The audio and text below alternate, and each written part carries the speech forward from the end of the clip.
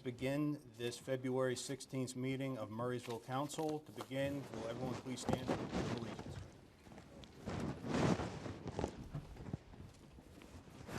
I pledge allegiance to the flag of the United States of America and to the republic for which it stands, one nation, under God, indivisible, with liberty and justice for all.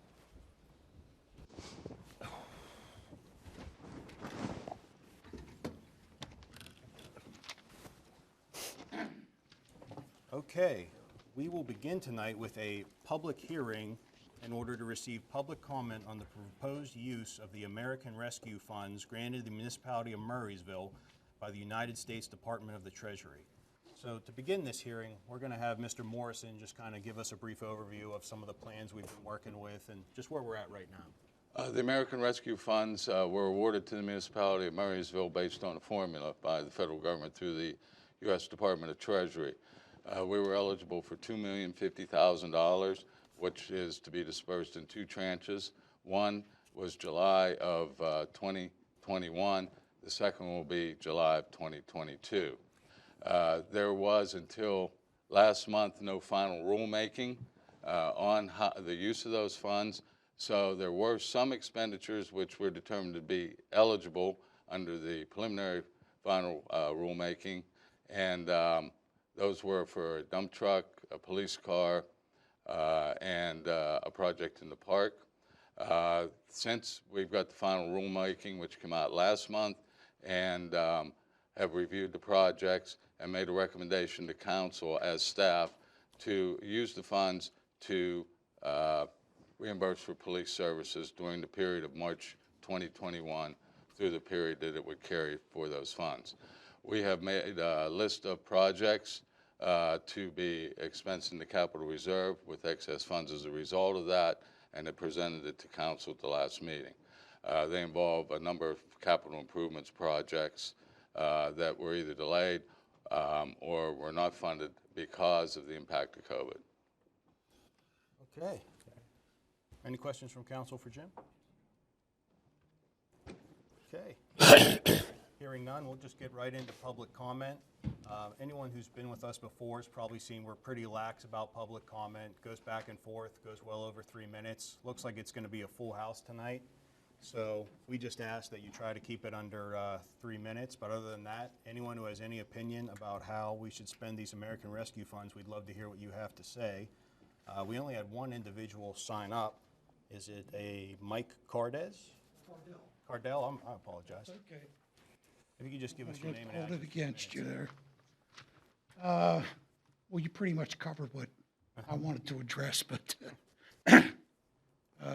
thanks for arranging any public input. I think it's important.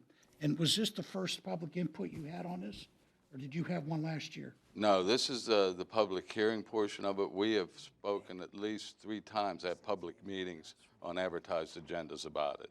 Yeah, but no input, right? That's correct, but any resident was welcome to input at that. Okay.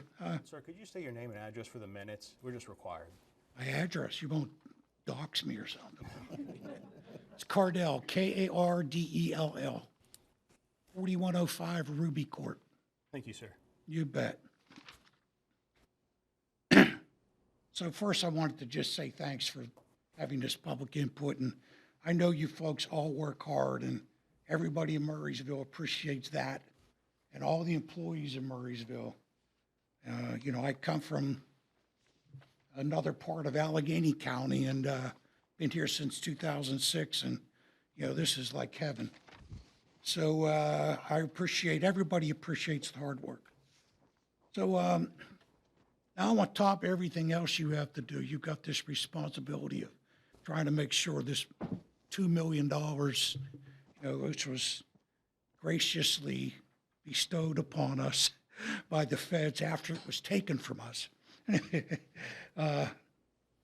got to find a way to distribute that. And I did see the January guidelines from the state or the feds, and it was short of 500 pages. So I didn't read it all, but I did get into what I thought was things that applied here. And you pretty much mentioned them, Jim. You know, public works, you know, roads. I know you got bridges, things like that. But I was to one of the county meetings, and there was just person after person looking for, you know, some social equity spending. And I hope we don't run into any of that here. I hope not, because those funds, like Jim mentioned, seem to be best spent public works, police, fire, medic one, anything that benefits the public as a whole. So, and then I just also wanted to make everybody cognizant of any nonprofits or NGOs or schools and churches that might want to tap those resources. You know, I don't have anything against any of them. If they have other sources that they're getting funding from, especially the state.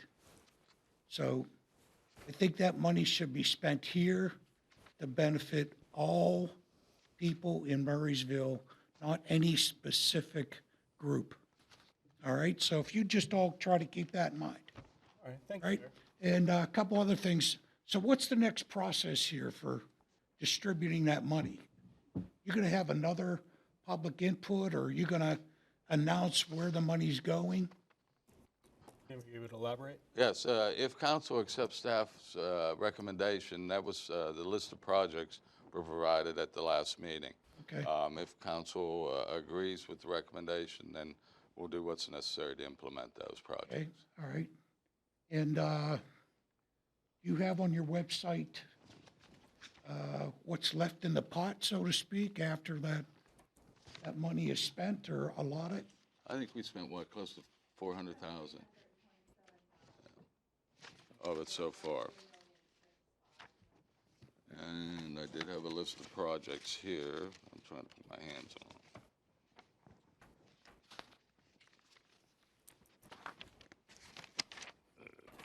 Where did it go? Wow, this is the older list.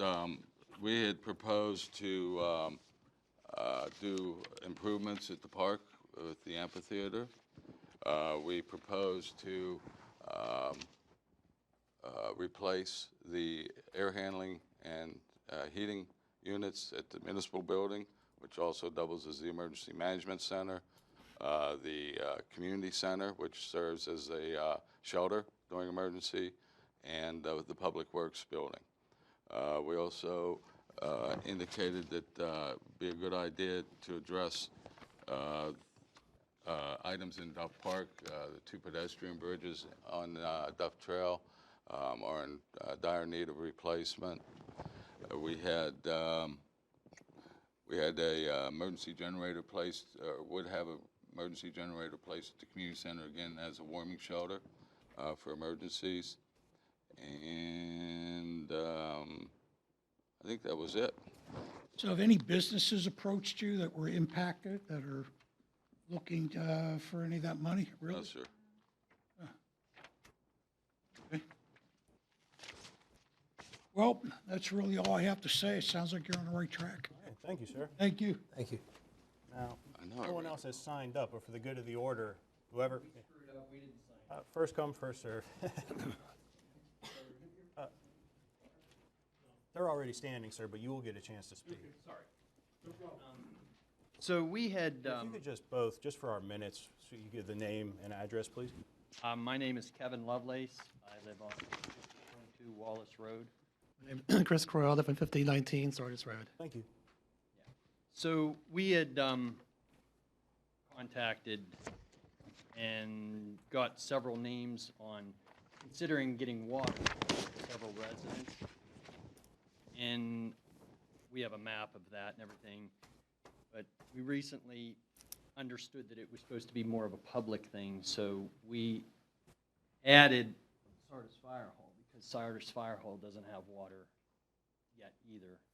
So we have a proposal for running water from the closest location, which is at the end of Bulltown, coming down Sardis, and down Wallace, all the way to the Sardis Fire Hall to get that water to that public resource. Okay. Would you like to hand that out to council, or did you only We have do one? have, Document. we do have.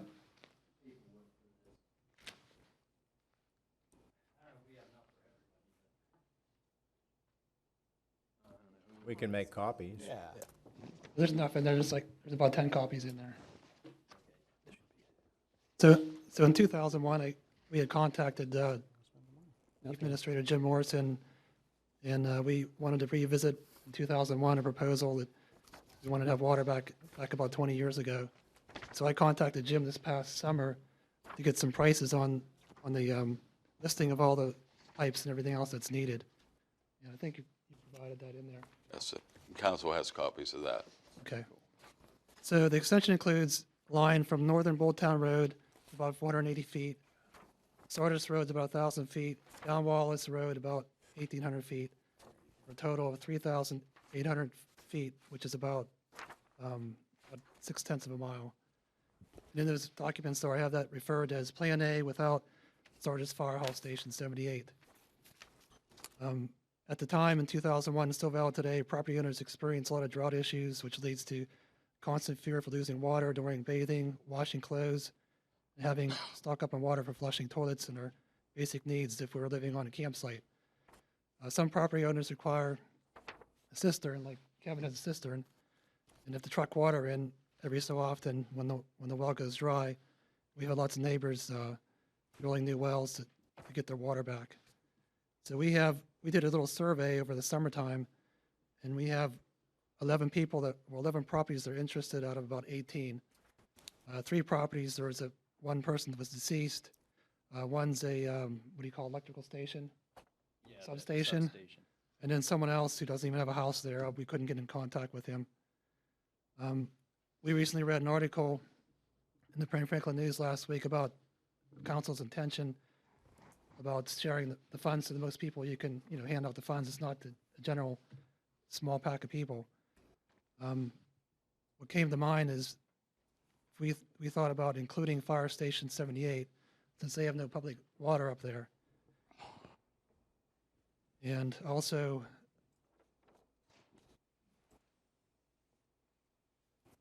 so what I did is I proposed Plan B called Sardis Station number 78. And that's just an estimate. I've been going back and forth with Jim. I don't know if you had time today to refigure those numbers. This is kind of numbers I worked on last night. But, and you can see on the map there, that section is in pink, and then the original proposal was in yellow that we had the more solid numbers. So Station 78 accounts for the impacts of population of Sardis area, not only for saving our homes during the fire, but it's also for a voting precinct, used for fish fries, for fundraisers, and also Murrysville acquired the park recently. It's maintaining the park as well. So for years, Murrysville has followed a policy to have builders pipe water through the streets on the way to new development. In our situation, all but 2 properties have a home. One property is a substation I mentioned, and there's really no hopes for the remaining property to have a new development. It's a pretty small property. And the property alongside Wallace near Stations 50 is 50 acres of a natural reserve. So there's not going to be any plain of homes or anything over there to bring the line through to help get the line, paid for. So the concept of a builder bringing water through the area is not a reasonable option in my opinion. And running up to the Fire Station 78 is a benefit to all of Sardis area residents. So we ask you to consider our project in the American Rescue Funds. All right, thank you, absolutely. And if you have anything you can send us to our emails too, just we have it, we'd appreciate it. Just so we Sure. can see everything. Thank you. All right, thanks, guys. They're on the our website. Online, we can look them up. I might add, I did have an opportunity to take a look at the numbers, Okay, thank you. Grow, and they're probably, due to price increasing, it's probably 18 to 20% conservative estimate, more than what was provided as a cost last summer, Oh, okay. if you can find the pipe. Right.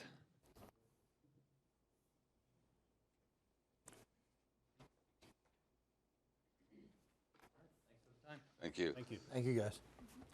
Sir?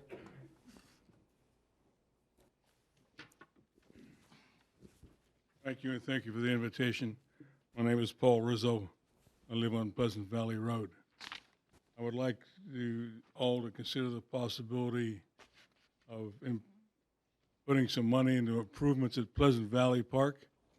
It's kind of the lost stepchild over there in that side of town. Doesn't get all the attention that the other parks get.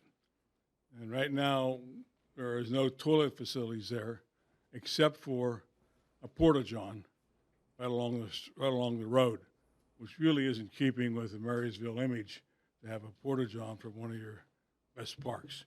I strongly support the idea of putting toilet facilities in there. There's running water on Pleasant Valley Road, and put a septic field in if you have to, as there's no sewage over there. Thank you. Thank you, sir. Thank you. Is there any other public comment in regards to the American Rescue Funds? Mr. President, I have one letter that was sent to me and asked to be read into the record. Please. This is from a group of residents out on General Forbes Road, and was provided to me by Mr. Lamanna, known as the group leader. This input is being provided by email since the group leader cannot appear in person due to a prior commitment. 6 Marysville homeowners residents have formed a task group to bring municipal sewage to their homes.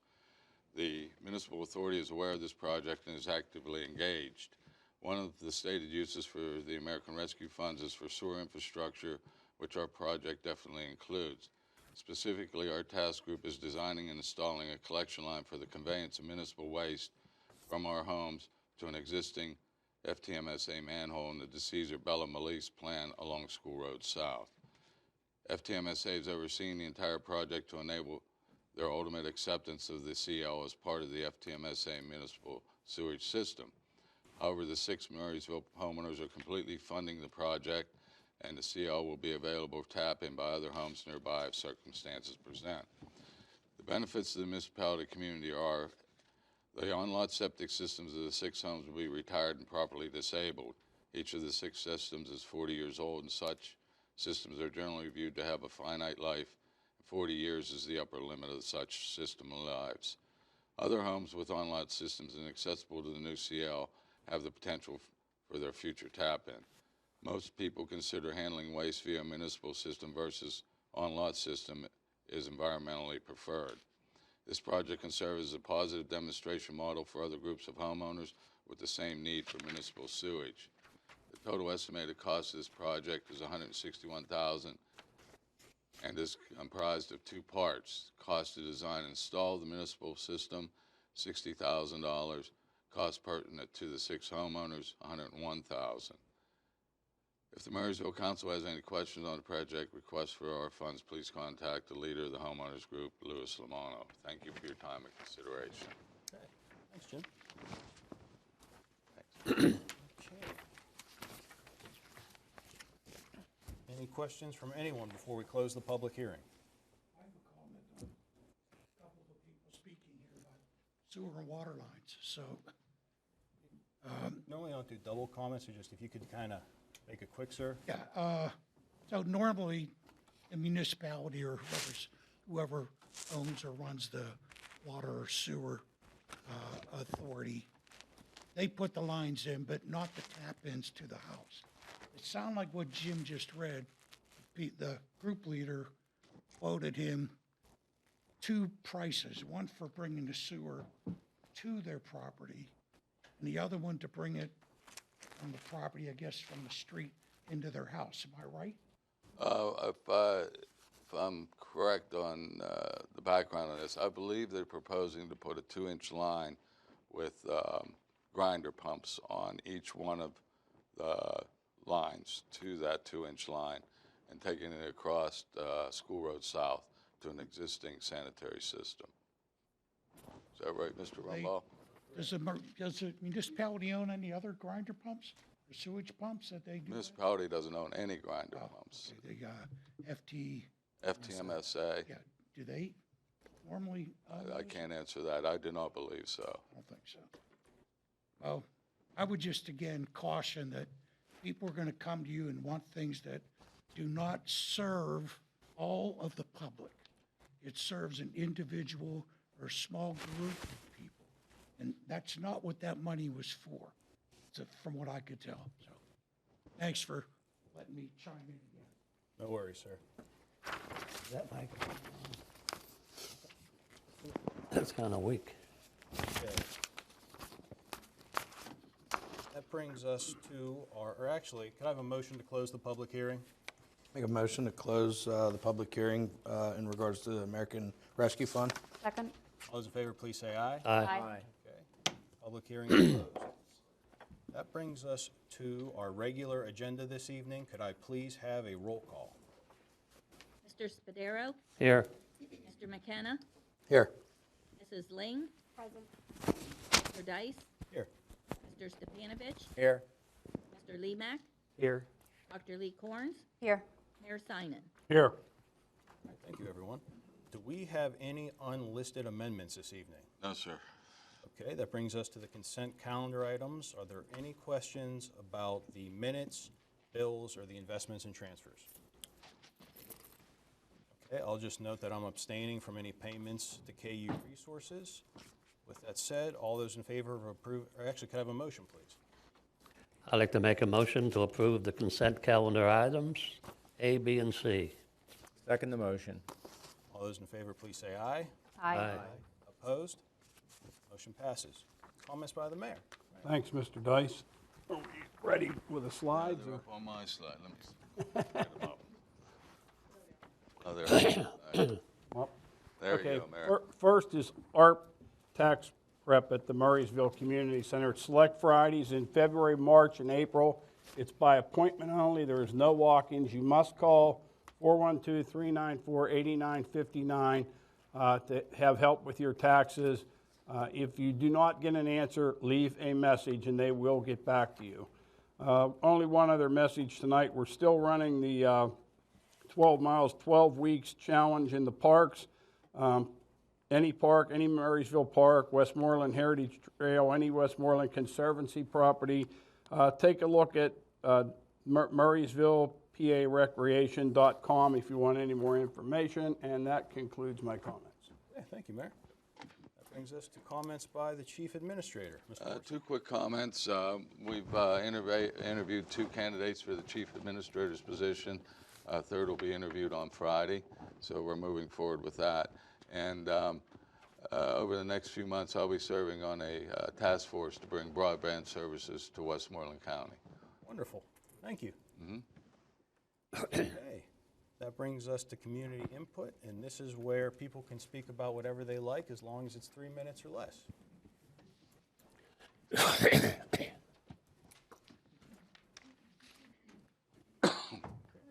Start with, we're going to say Jim on 12 Oaks. If you could just state your name and address for the record. My name's Jim Canobbio, Canobbio. Live at 1215 12 Oaks Court. I'm currently the general manager of L&A Construction Company located at 2000 Borland Farm Road, and currently in the process of purchasing the property from the current owners. It's brought to my attention that there's a proposal coming up possibly later tonight regarding the acid mine drainage project, which would directly affect my property that I potentially am going to purchase. And just have some concerns that we know nothing about what's going on. And so we want to know what's going on. We're formally requesting any visitors to the site to check into our office first before coming and walking on the property. So that was it. And again, we're just here for finding information so I know what's going to happen, where it's, because I kind of live there in addition to my home here. So Absolutely. thank you for your time. And we'll have the presentation tonight, and then feel free to reach out to us via email if you have any questions. Or Yeah, we just want to be kept in the loop because so far we're just hearing things through the grapevine, and we like to know what's happening. And we're all in favor of the progress and cleaning up the stream and everything. But again, I do have to work there, and we want to protect our investments. Absolutely, sir. Okay, thank you. Okay, and on this one, who else signed up? I can't read the name. You live on Sardis Road, 5019? Anyone? Okay. Oh, They signed the wrong one. okay. So is there any other public comment tonight from anyone who didn't sign up? Okay, seeing none. That brings us to liaison comments and committee reports. Jason, you just got yours, so Yeah. maybe library in the future. Carl? I do here in a second. Okay, there was a meeting of the Murraysville Parks and Recreation Foundation.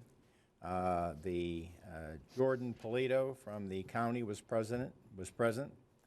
The Cornhill project location will be determined in the future. The donation tower particulars is a work in process, and that donation tower will be located between the splash pad and the playground in the municipal park. And as far as the joint meeting of the foundation and the Parks and Recreation Committee, Mac is going to give details on that. At the planning meeting last Tuesday, several subjects. There was a reorganization, just to mention that Bob Maital was reelected as chairman, Jane Hoy as vice chairman.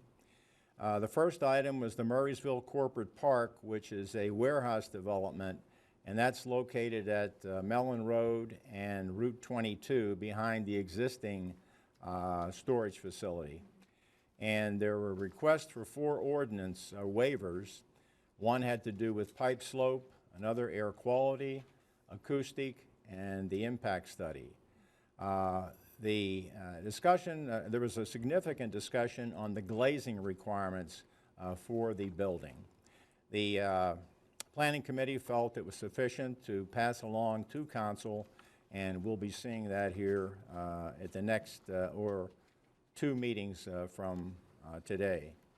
There is a development going into what was the Choice Auto facility on Old William Penn Highway and also facing Business 22, Tommy's Express Car Wash, and that application was accepted. The third item was the Cherry Farms development along Cherry Drive. The developer engineer was present.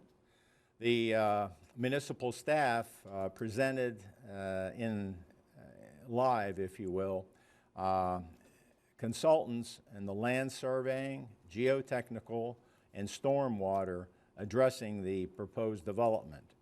At this particular point, there wasn't sufficient information to have the application started, so it was not accepted. There was 5 resident inputs on the development dealing mostly with the environment.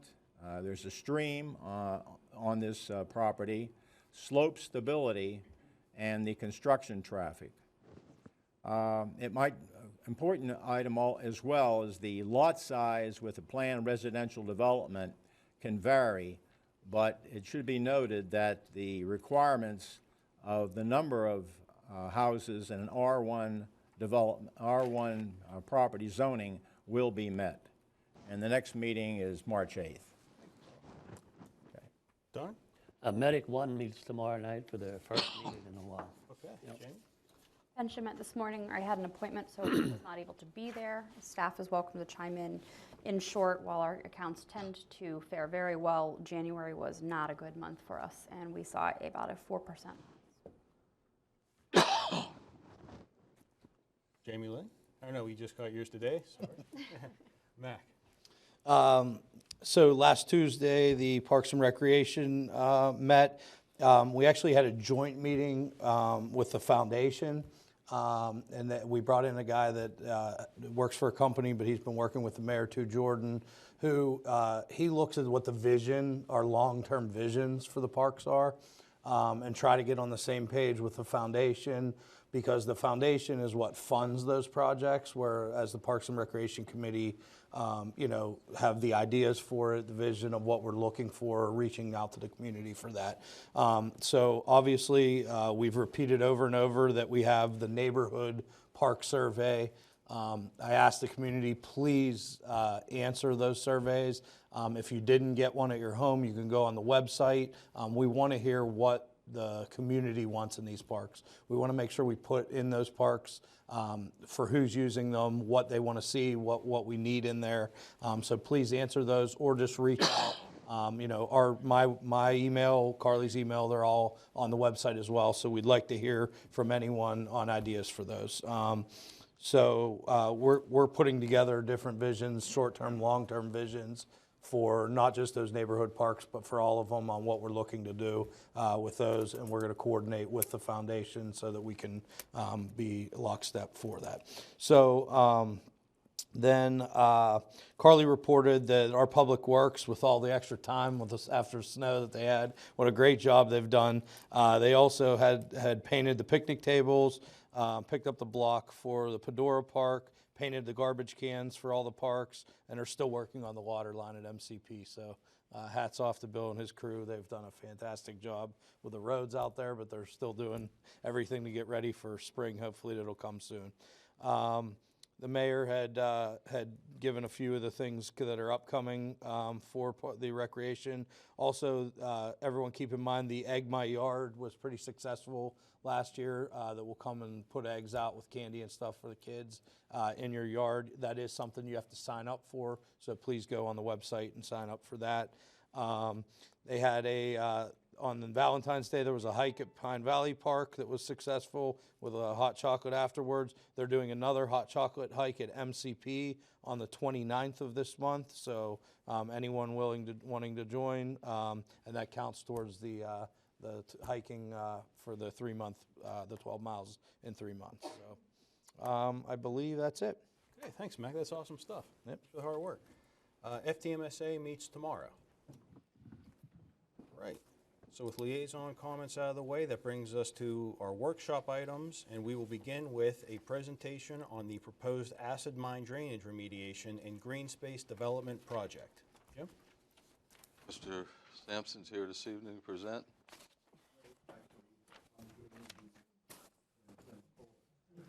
Easy way out, huh? Tonight, I'm speaking on behalf of Lion Run Watershed Association on an opportunity that we've been developing conceptually. Is it possible for me to give a presentation on the laptop? If I can find the space here. Let's try this.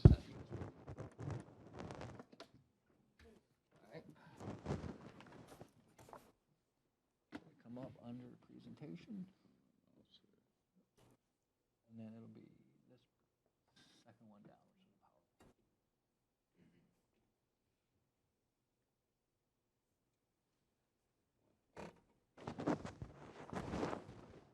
Oh, I wonder if it says it is opening it right there. And if it doesn't, I have to open the PDF as well. So it's up? Yep. Okay, that's the mouse. Need, I guess I could take that. In the interest of brevity, I'll probably skip through this pretty quickly. I've given it before setting. You use that microphone there. You could sit there if you Sure, want. that'll work. Okay. Thank you, sir. So, what we're proposing is a mine water remediation project in collaboration or conjunction with green space development and development of recreational open space. I'll move right into it. After reviewing the master plans and the comprehensive park recreation open space plans, we do feel that the project as we propose it does meet a number of the objectives laid forth in those plans. Add a little more detail, but again, for the sake of brevity, I'll continue to move. Dover Creek Watershed, 20 miles long, 148 square miles. The municipality of Murraysville and the borough of Export are both located in the upper watershed. In addition to the municipalities and the borough being located in the upper watershed, 2 of the 3 largest mine water sources in the watershed are also present, the Borland Farm Discharge and the Export AMD. What we're proposing as a project goal is treating those mine water discharges with an automated treatment system, as well as collaborating on a recreational green space, including pavilions, playgrounds, and recreational fishing ponds, along what we're proposing as not just a hiking trail, but a segment of the Westmoreland Heritage Trail, which is in development downstream and upstream of this location, but is yet to be developed in this specific location. So just a little background is regional coal mining. There's a large bituminous coal syncline. The municipality and the borough are located on the northern terminus of the syncline, and there's a flooded underground mine pool which discharges because of a number of boreholes or locations where the coal bed actually intersects the land surface. This is the export mine water discharge located over at the Dorabond industrial property, and then this is the Borland Farm discharge along Borland Farm Road. This is the old slope entry into the spoil piles behind the Myers Brothers property. I think Canobio owns a parcel up there as well. This just lays out the geology and why there are mine water discharges there. The acidity from these discharges is reasonably high at 134 milligrams per liter. I mean, typically your acidity in a natural water is negative because you have more alkalinity than acid. But in this case, this is an acid water. It's putting out anywhere from 2 to 22 milligrams per liter iron, anywhere from 1/2 to 12 parts aluminum, depending on which discharge you're looking at. Our proposal is to combine both mine water discharges for a total chemistry of about 130 acid, 8 iron, 8 aluminum, which is substantially bad enough to impair the watershed as is depicted in these photographs here. This is upstream of both discharges. This is immediately below the first one. This is getting into the actual downtown stretch of export, and then this is leaving the downtown stretch of export. And all but the upstream of the discharge photos show substantial impairment from iron and aluminum precipitation, as well as the acid concentrations, which can't be observed, but they have eliminated the aquatic ecosystem and the ecology of Turtle Creek. The Clean Water Act requires that the states document impaired waters, and this water is impaired and listed under Section 303D. And the state DEP has actually prepared a TMDL, which is a total maximum daily load. There's an allowable load.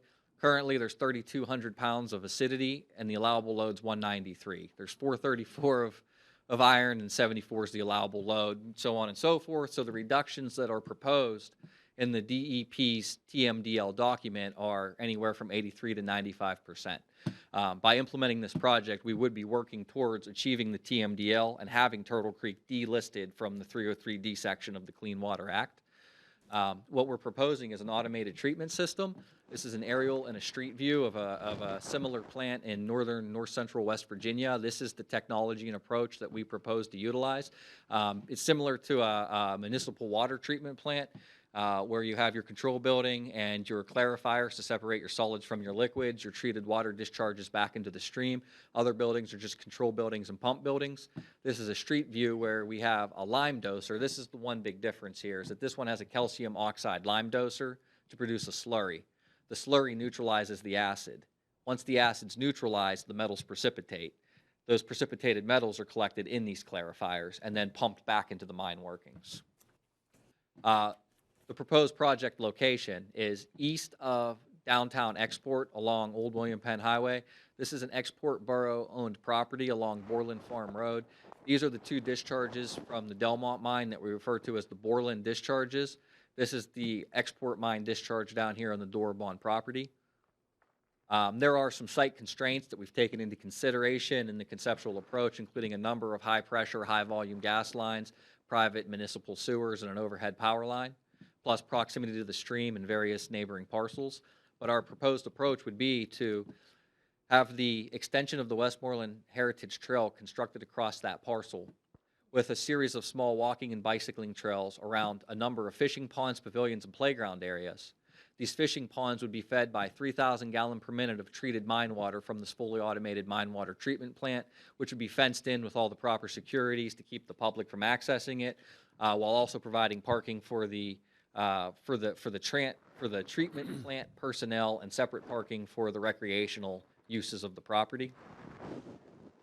We'd have to convey the mine water from various locations. We conceptually anticipate gravity flowing the Borland Farm discharge to treatment and then pumping the export mine water from one of two locations. We would either capture it down on the Dorabond property and pump it up the former railroad grade, or we would have to drill an extraction well, which is really the preferred approach on, I think it's Scott Roberts' property, or Robert Scott. I get that backwards both times, but I know Ben is familiar with that individual, and many of you likely are. But this would be our collection and conveyance system. There's a lot more detail to this, but again, I'm just going to move through it quickly for you.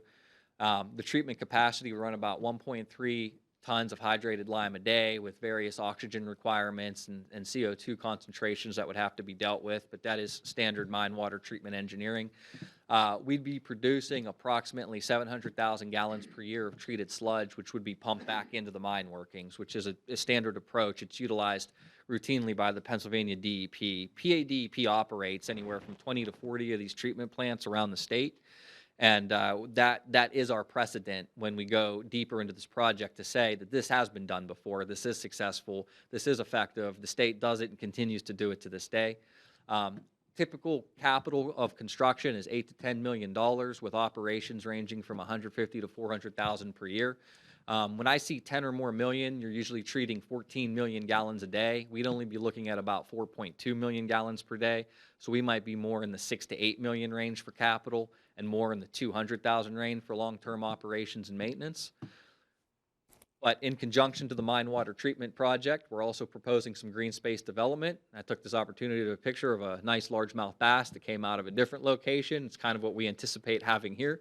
The green space development includes the Westmoreland Heritage Trail parallel to Turtle Creek. We're already in collaboration with the County Bureau of Parks and Recreation.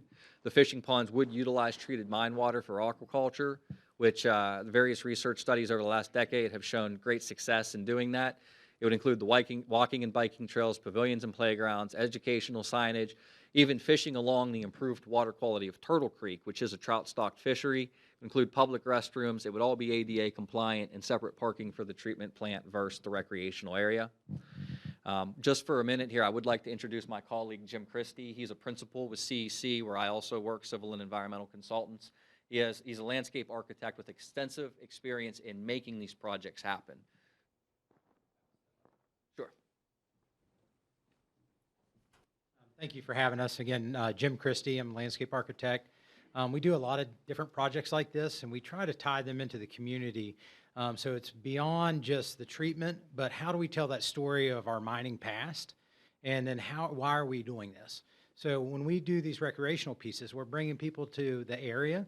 The more people we have, the more it polices itself. So when you have rail trails and connective rail trails, you have more people coming through. So it gives them this recreational opportunity. Beyond that, we will start to talk about the introduction of interpretive signage and historical signage of what that property was, why the mine is the way it is, and then how you mitigate it. So it's a learning tool as well. And then as we do the projects, we're also looking at how do we fund those recreational pieces, and then how do we get those funds to stack on top of each other so that we can really put a lot more into these projects to make that accessible and a public amenity. And I can answer more recreational questions if you have them, but that's kind of the process we typically take with these. I was actually today in West Virginia doing a very similar project with an AML component and recreation component just like this. And this is typically a 45 to 1 hour presentation, so we really are trying to move this rapidly. So I apologize if we are talking fast or cutting out some of the detail. All right, so there's just a few more and then we'll wrap it up. There we go. Okay. So this just ties into the regional connectivity. The site is located at the Westmoreland Heritage Trail, and it's also in proximity to state parks, local parks, conservancy lands, rail trails, bicycling and walking trails, and we're even assessing additional information to create more interconnectivity, which does go back to the comprehensive parks plan about interconnectivity between municipalities and recreational green space.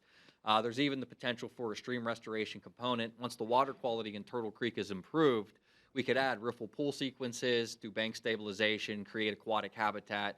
You create macroinvertebrate habitat in the riffles, trout habitat in the pool, so there'd be fishing ponds and fishing in Turtle Creek, but the fishing in Turtle Creek would extend much farther downstream beyond just this parcel due to the water quality improvements.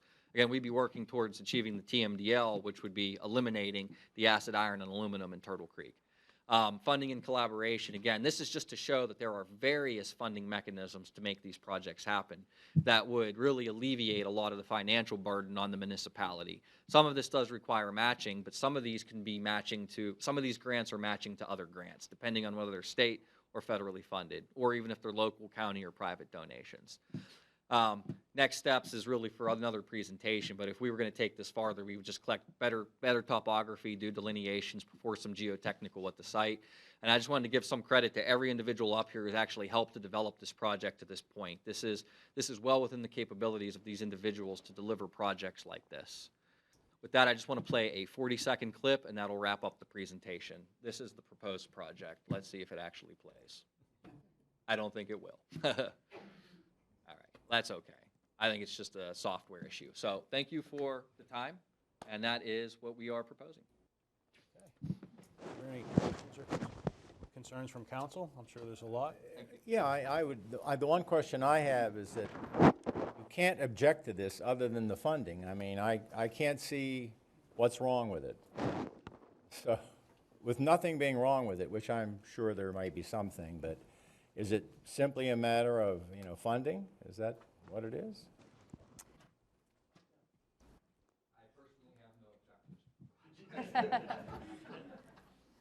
I have a couple of questions, and funding related as well. You mentioned and you shared that slide with a number of resources that can help with funding.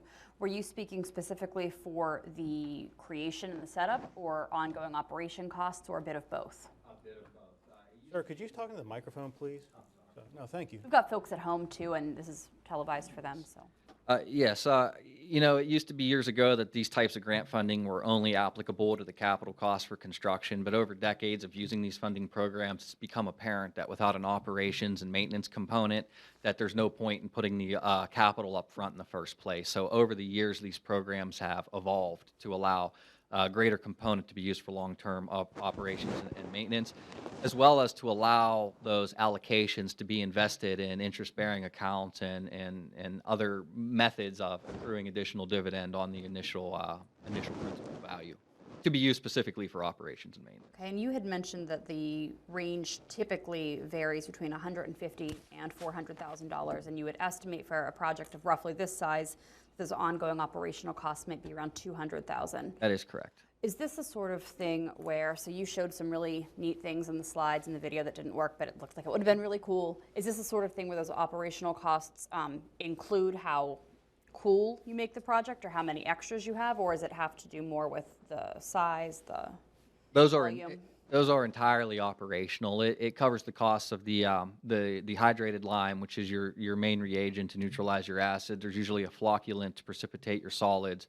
There's some small component of municipal water. The electric cost is usually one of the larger costs to operate one of these plants. And then there's typically a part-time or full-time crew of one or two guys or individuals who maintain the plant. And that's all covered in the approximate $200,000 per year. One other component is a collaboration with the PADEP. They do operate greater than 24 of these around the state, and they assess it is a cost-benefit ratio. How many miles of stream are improved for dollar spent? And because we're only impacting a few miles of Upper Turtle Creek, this isn't on their radar. They're familiar with the discharges, but they currently have no plan in place to treat this mine water. They're focusing on Cambria County, Clearfield Creek, larger watersheds.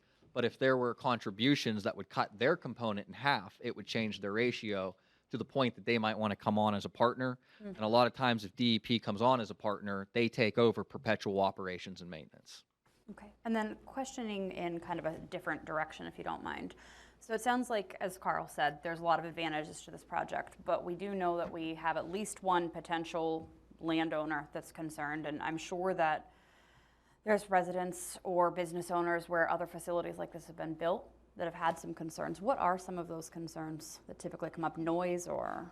The most common concern is actually the scent, because this is a high sulfur water and there's concern that it would create a foul odor in a populated area. But because this is coming from an automated mine water treatment plant, there's much more control over the quality of the effluent water. Many times mine water is treated passively, and once mine water enters a passive system, you're kind of at the liberty of the treatment system of what your effluent's going to be. But in a system like this, as long as the water is oxygenated, it can't produce the dihydrogen sulfide gases that produce the foul odors that people are familiar with. We had originally proposed treatment wetlands, but wetlands accumulate organic matter, which increases the foul odor, the dihydrogen sulfide. We began talking about deeper, less vegetated ponds, at which point it turned into a recreational development opportunity, because if you're going to have deep ponds, you might as well have fishing ponds. So not only does the construction of the pond, the engineering of the pond contribute to reducing that odor, but the plant itself would use various chemical reagents, including hydrogen peroxide, which is a very strong oxidizer to eliminate that concern. Now, that's one of the more common concerns. What about noise or light pollution? Well, the light pollution would be minimal, because other than a few, maybe a few power poles with lights mounted on them, there's not really much light given off. There is an industrial hum, I guess there would be. I've been to these plants. They do produce a background noise. There is a background hum. They're not obnoxiously loud. I mean, they're not as loud as, say, a construction site with the equipment coming and going. You know, I live near one of those right now. But often when a plant like this is proposed, there is actually a sound study done. I know this is very common with compressor stations as well, where the approximate decibel level would be approximated with equipment on site, and it would run for so many days, weeks, or months and be monitored at various locations around the property. There's various other buffers that can be used as part of the landscape architectural approach. Would be thick vegetated tree covers, shrub lines, tree lines, fencing, anything else that could contribute to reducing that concern. I'm sure I'll have lots more questions down the road, but I'm good for now. Absolutely. Awesome. I have a question. Sure. Are there any other methods of treatment other than the direct treatment to reduce the AMD? They're limited, giving this mine water's characteristics, its geographic location, its volume. I mean, there are passive and semi-active approaches, and we had actually discussed and proposed some of those in early conceptual models, but there were always components that made them unfeasible. And, you know, in situ mine water treatment, which is treating the mine water in the mine, it's been proposed for decades, but there's yet to be a successful approach developed. I mean, one of them was to inject slurry into the mine water itself, so it comes out alkaline after it's already precipitated its metals. But a number of pilot projects that attempted to do that proved to be unsuccessful. So at this current point in time, this fully automated mine water treatment plant is the standard practice to treat a mine water of this characteristic. Okay, another question.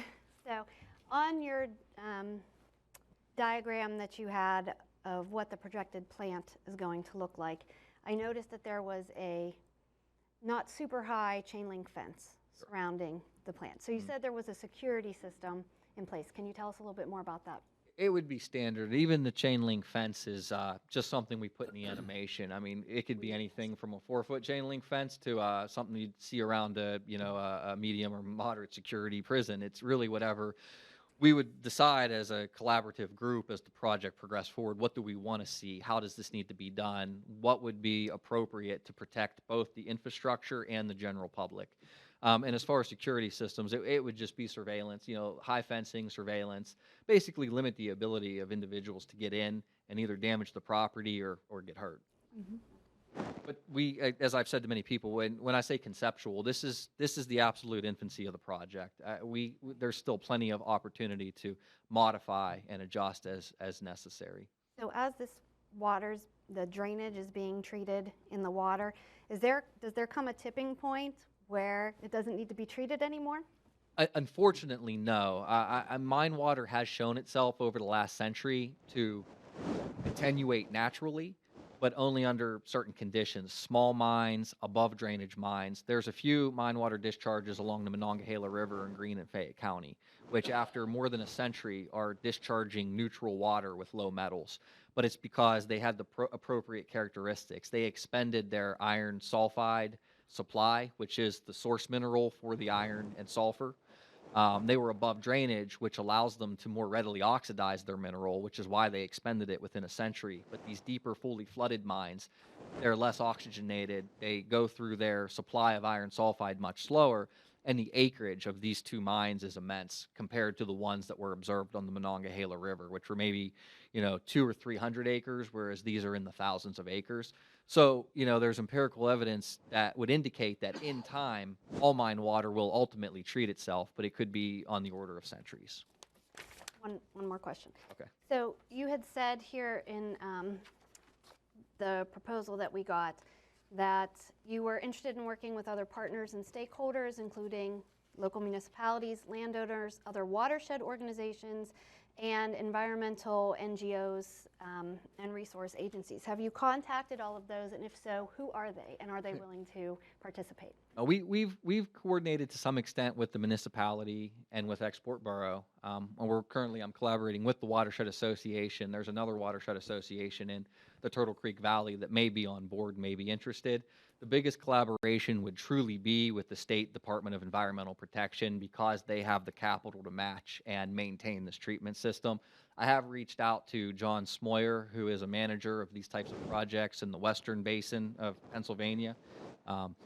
He is the one who made it clear to me that this is not on the state's agenda to deal with it, but that if we could come to the state DEP with an offer of a collaboration, that they would not turn us away. They would work with us to develop this into something that could come to fruition. You're welcome. I just want to go over the cost again. You were saying that basically the initial cost will be approximately $10 million. Correct. Which will be gotten from grants and funds and donations and things like that. And then afterwards, your yearly would be 150 to 400. I think you said 200, $200,000 a year. Now, who's responsible for the $200,000? The municipality? Well, no, that has not yet been determined. Part of the development of the project would be identifying each individual's responsibility. At this particular point in time, nobody's committed anything to it. It's still on a conceptual level. Now, if the DEP did get involved, they would likely carry the operations and maintenance into perpetuity from their abandoned mine land program, which with the reauthorization of SMACRA last year, the Surface Mining Control and Reclamation Act, their coffers have been filled. That program was developed in '77, and it actually had a sunset clause that expired in 2019, I believe. They were able to kind of extend their available funding. I think it was $2.2 billion they had, and they held on to it as a federal program, it's a federal program administered through the states. It was accrued through a tax on coal. Well, they were able to take the money they had remaining, $2.2 billion, and extend it to 2021. It was reauthorized, I think, for $13 billion for the next 15 years. So the state will have substantial allocations to put towards projects like this. And in fact, I believe states like Pennsylvania and West Virginia typically get $50 million a year for their abandoned mine lands program. And it's projected that they will now receive $250 million a year for the foreseeable future. Wonderful. Are there any fines associated if nothing's done? So these are considered abandoned mine discharges. They were left in their condition pre-1977, pre-SMACRA. So there's no liable responsible owner, which is why nobody's responsible for these mine water discharges now, which is why the state AML program has to deal with them. There's always this back and forth about if you touch the water, you own the water. So you could apply for Good Samaritan Act protections as part of this project, which would indemnify whoever the owner of the plant ends up being into perpetuity. But those details have not yet been worked out. Okay, any other questions or concerns, Jason? Just one. Where is there you showed a site in your presentation. Where is the nearest or most comparable size place where this has been done? If you know. There are a few plants along the Youghiogheny River. I usually can find them on Google Earth. Off the top of my head, they'd be tough to spot. A lot of the ones there were a bunch of slides in that presentation that I put at the end. I didn't show them. I had, I think, 12 examples. Most of them were in central Pennsylvania, though, because it was the regions where the state spent more money because they were larger watersheds. But I know for a fact that the state operates a few along the Yauk River, and then private mining companies also operate even more. Consol Energy before they became Murray, and then Murray may not even be Murray anymore, but they have a number of these automated treatment plants around the state. And the state DEP's approach to treatment is the same approach as the private mining companies. It's just the funding came from different locations. The mining companies do have to pay for their own treatment. Thank you. And can we get a copy of that presentation? Absolutely. Okay. Yep. Thank you. Thank you. All right, thank you. That was a wonderful presentation. Really. Very good. Thank you. That did explain a lot of it. Brings us to our next agenda item, which is a status report on the construction and rehabilitation of various municipally owned bridges in the municipality of Murraysville.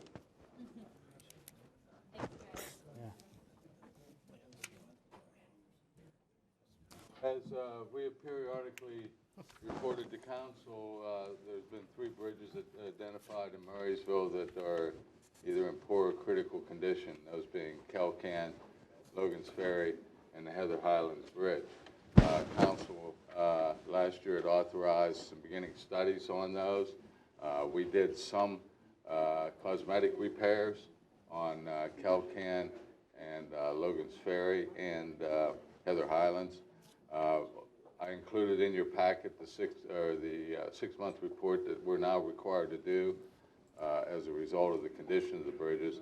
We're now ready to proceed with the next step to do some detailed analysis of the bridges, surveying the area around the bridges, and taking a look at the stream channel and the impact that that'll have on the proposed recommendations for the development.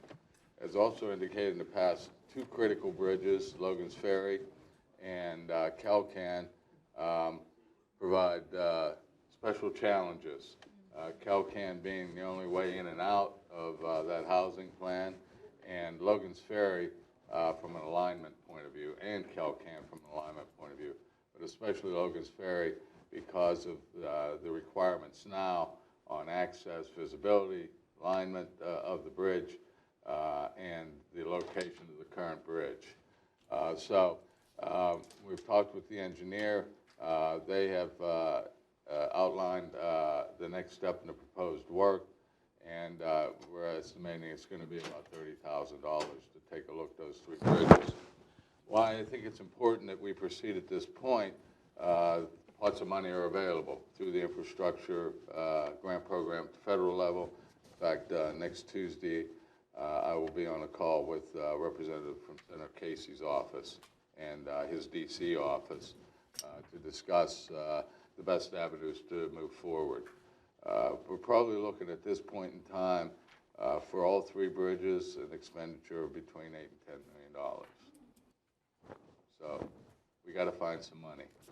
Other $10 million. Well, the good thing is we've seen this coming for a long time. We've been looking at it, and we will not end up on the bridge. So, Jim, I mean, $10 million, we can get grants, but 10 million is it's kind of in outer space. I mean, are we looking at floating a bond? I mean, what are we going to do? One of the results of the study will be whether to rehabilitate or construct. I'm hoping Heather Highlands could be rehabilitated. Kelcan maybe, Logan's Ferry no. So that'll be the price tag will be as a result of that, those findings. There's a lot of infrastructure money out there. There's a lot of other grant programs, some of them with minimal matching requirements to no matching requirements. So we'll be very aggressive in pursuing that. Hopefully it'll take a very large chunk of that money. The infrastructure bill alone, I think there was $2.2 billion come to the state of Pennsylvania. We're starting early, being aggressive, and getting in line. Okay. Do we internally do that, or do we go out to a grant company that? It'll depend on the complexity. There may be some ones that are. The big thing is, I think, to get the initial application put together and then put the pressure on your elected officials to shepherd it through. Jim, how long will it take them to complete their report? It'll probably, I'm going to guess, probably 90 days at a minimum.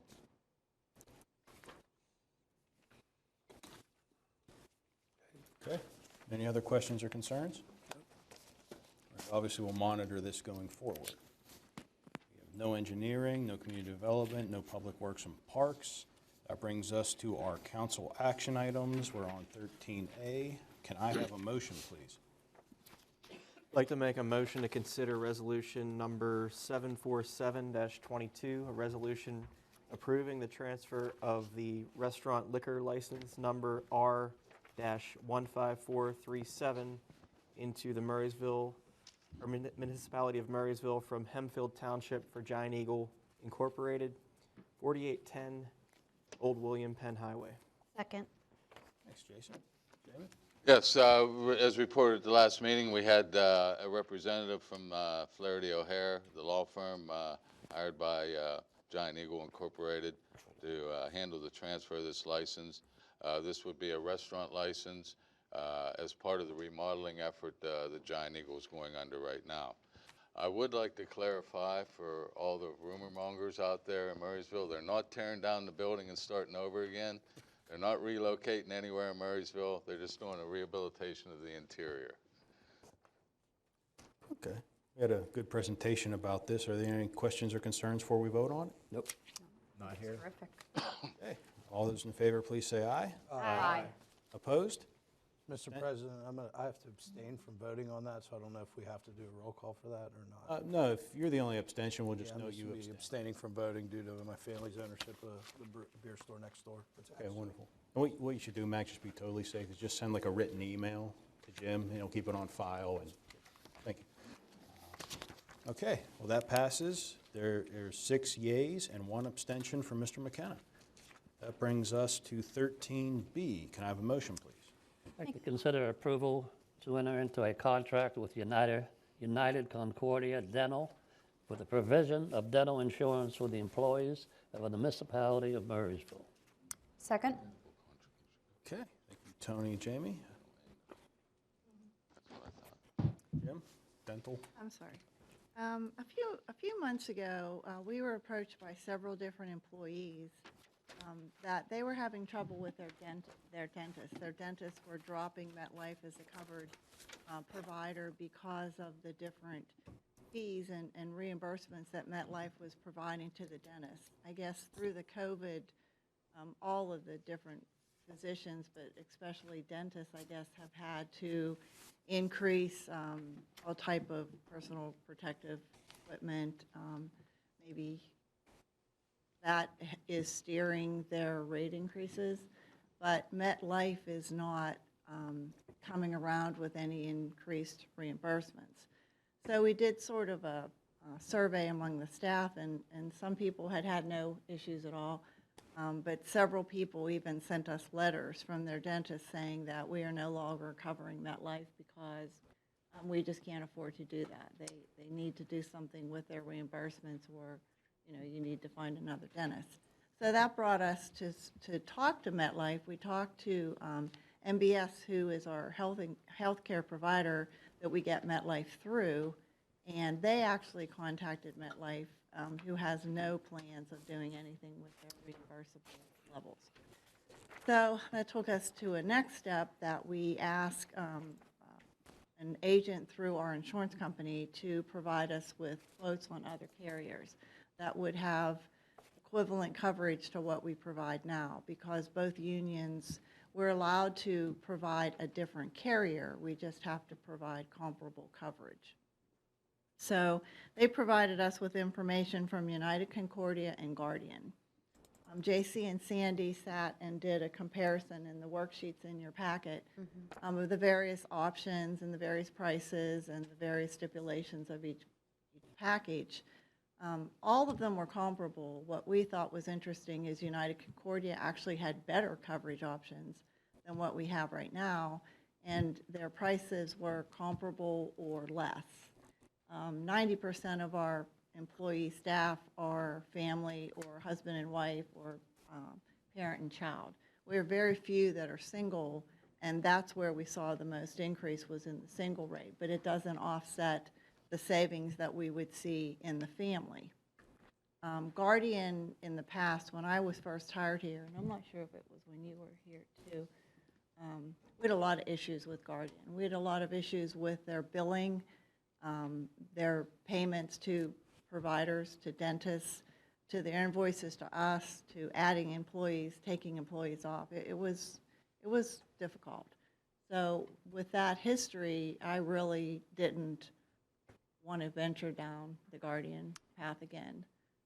So we're here tonight to ask if you would agree to enter into a contract with United Concordia. We would work with MetLife and United Concordia to have a smooth transition to be effective April 1st. And we would suggest only a 1-year contract. If you see on that proposal, they do offer a 2-year. we thought, since it's our first time with them, maybe a 1 year with a renewal after that if everything's satisfactory. Okay. I have one question. Yeah, Jamie. Has the staff had an opportunity to make sure that the dentist that they are seeing now, that they accept this Yes. insurance?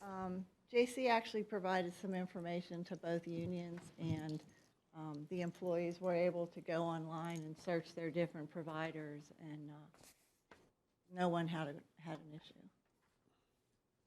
For your information, I don't know if it means anything, but today I was getting my new car insurance, and I was talking to Farmers Insurance, and they said that they're going to start doing better with their quotes because they just bought out MetLife. Oh, that's So- interesting.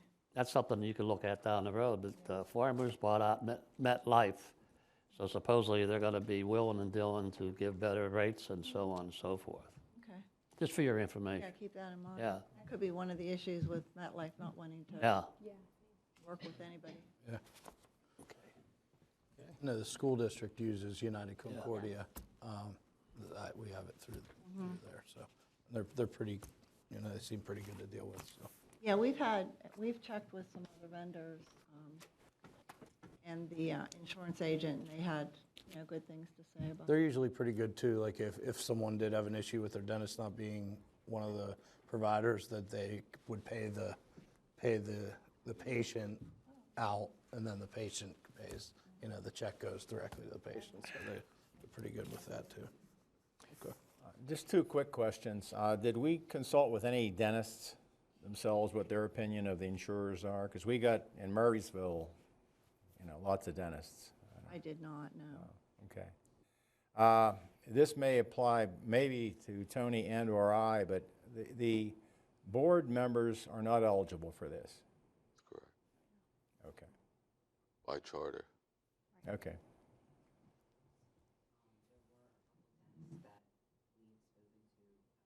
You'll have to go to the microphone.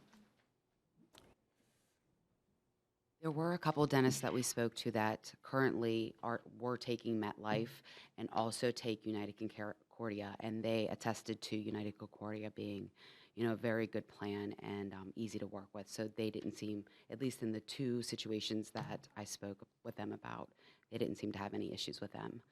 Good. Awesome. Great. Thank you for that. You're welcome. Okay. Any questions or concerns before we vote? Yep. All right. All those in favor, please say aye. Aye. Opposed? Abstentions? Okay, it's unanimous. Thank you. Thank you. Thanks, Diane. Okay, we have nothing on community development. Under engineering, we have item 15A. Could I have a motion, please? Make a motion to authorize to advertise DPW-1-22, 2022, the 2022 Municipal Road Program. Second the motion. Jamie and Carl. Obviously, this is just advertising, but Jim, anything to? Yes, this is the advertising for the annual overlay program. We are still finalizing the road list, but it'll go out to bid here soon, and we'll be seeing the results. Okay. Questions or concerns? All those in favor, please say aye. Aye. Opposed? Abstentions? Okay, thank you, council. That brings us to 15B. Can I have a motion, please? Motion to advertise DPW-2-21, 2022, the Stormwater Basin Retrofit Project. Second. Thank you, Jamie and Tony. Jim? This is part of our MS4 requirements to stay on track with the permitting that we received through DEP. There's several ponds that have been placed on this list, and we'll see how the numbers come in. Okay. Questions or concerns about the advertisement? Okay. All those in favor, please say aye. Aye. Opposed? Abstentions? All right, thank you. That brings us to 15C. Can I have a motion, please? You go. I make a motion to consider the release of a bond being held to ensure completion of the required improvements at the First Summit Bank on Route 22. Second. Back and Jamie. Jim? They've been there for a while, and the landscaping's established, so it was inspected and recommend release. Building looks great. questions or concerns? Okay. All those in favor, please say aye. Aye. Opposed? Jim, you ever see any business down there? I hate to ask that question. I have never seen a car there. They're pretty aggressive in the community. Are they? Yeah, whether that's producing clients, I couldn't say, but they've been aggressive. That's good. I feel bad for them. Never seen a car in that place. It's an attractive building. They did a nice job on it. I think a lot of the banks are doing not a lot of foot traffic anyway, you know, everything's remote. Okay, so that brings us to our Public Works and Parks. Can I have a motion for 16A? Motion to approve a contract for portable restroom rental for the various municipal parks. Second. So Jamie and Jamie. Bill? Yes, we sent out proposals to 6 reputable contractors. We received 3 back, 2 on time and 1 came later in the afternoon, which we rejected. Of the 2, Porta-John Rental Company was the lowest bid. We have worked with them since the last 6 years. Their service is outstanding as far as I'm concerned for what those units are. We've asked them to do some different things for us. A ball team last year come up short with portable restrooms on July 4th, and they were able to supply that. So they go above and beyond for us. I think staff recommends that we award the contract to Porta-John Rental Company. Okay. Questions or concerns? No. All right. All those in favor, please say aye. Aye. Aye. Opposed? Abstentions? Okay, it's unanimous. Thank you very much. Thank you. I now need a motion for 16B, but I'll note that this motion was amended ever so slightly. So anyone who makes the motion, please use the new sheet that was handed out. Motion to consider approval of the purchase of a restroom storage facility and amphitheater for the amphitheater project at Murraysville Community Park, subject to the approval of the Pennsylvania Department of Conservation and Natural Resources. Second. Thanks, Carl and Tony. Carly? So tonight, we just wanted to bring forth 3 of the structures that we need to purchase for the amphitheater project as that grant project keeps moving forward.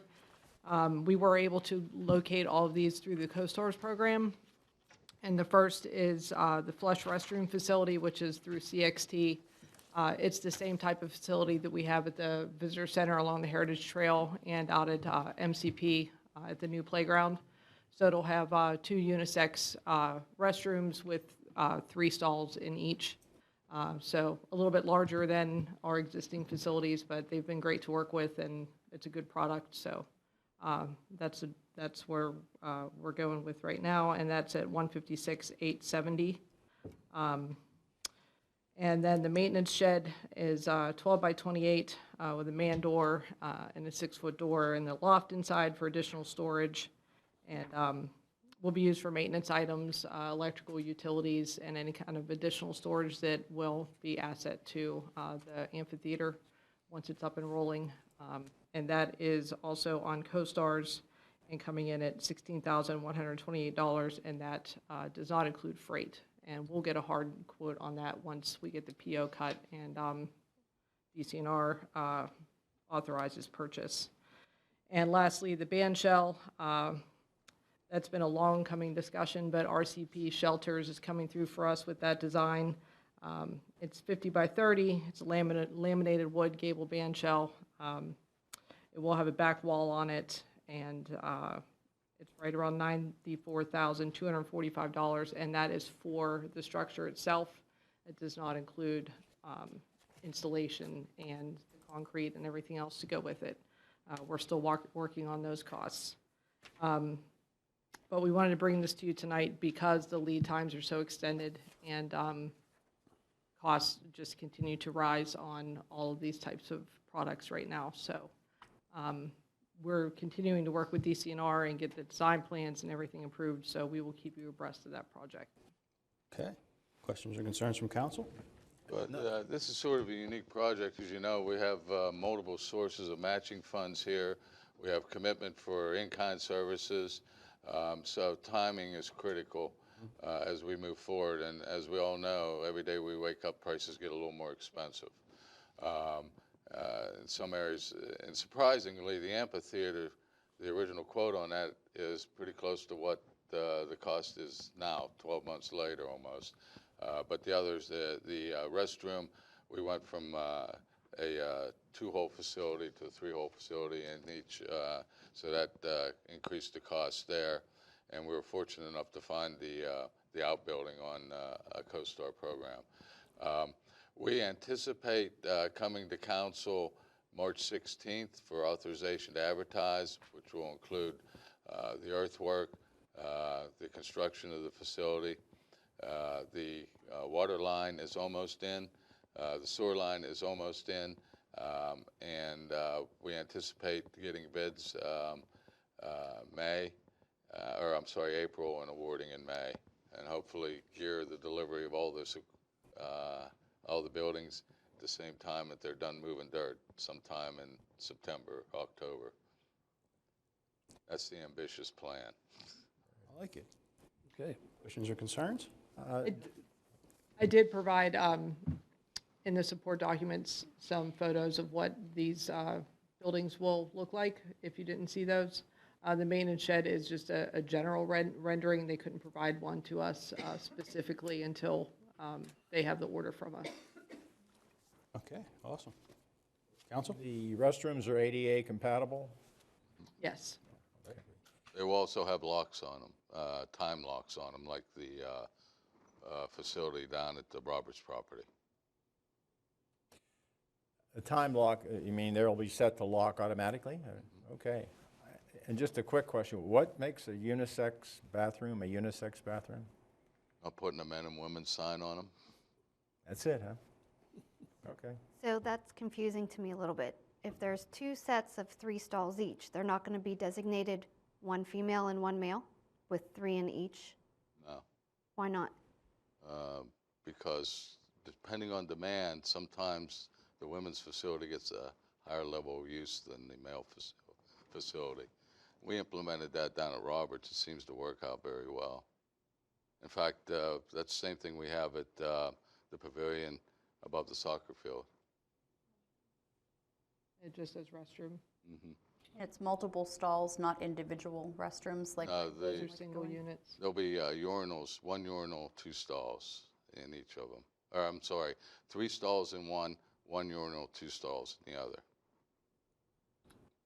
So is the urinal exposed?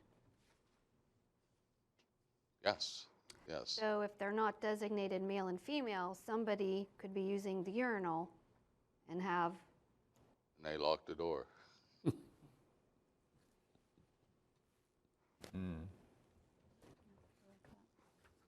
You want to designate them, that's fine with me. Are there three, there's 3 restrooms, or? 1 restroom. Okay. 1 restroom, 3 opportunities. Okay, so it's just one facility. To clear it up, though. Is this the layout? Yes. Yes, that was provided by CXD. We can always put signs up if we want to, right? Yes. It's our prerogative, and that's council's prerogative at any time, whether it's when this is up or 10 years from now, they can put signs on it. So that's something we can monitor.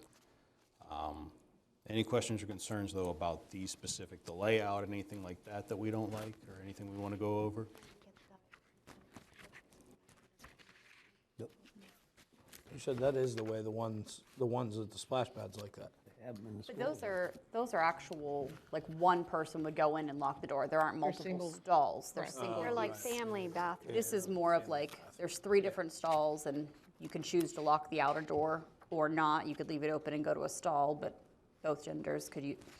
Yeah, I'm not great with that at all, but we don't have to decide that piece tonight. That's not, I don't think, what's directly under I didn't hear consideration your right now. question. Are you saying there's a door to lock the outer door?